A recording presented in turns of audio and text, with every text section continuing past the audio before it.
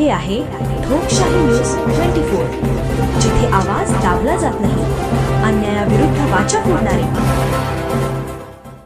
सामान्य जनतेत समरस झालेला माजी खासदार डॉक्टर सुजय विखे.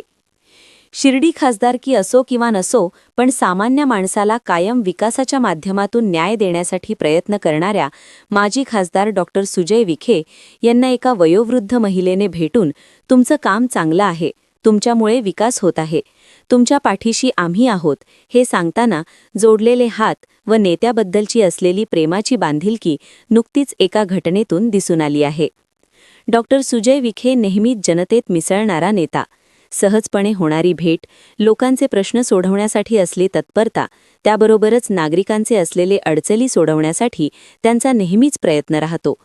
शहरी व ग्रामीण जनतेत कायम भेटीगाठीच्या माध्यमातून लोकांच्या अडीअडचणी सोडविण्यासाठी त्यांचा प्रयत्न असतो.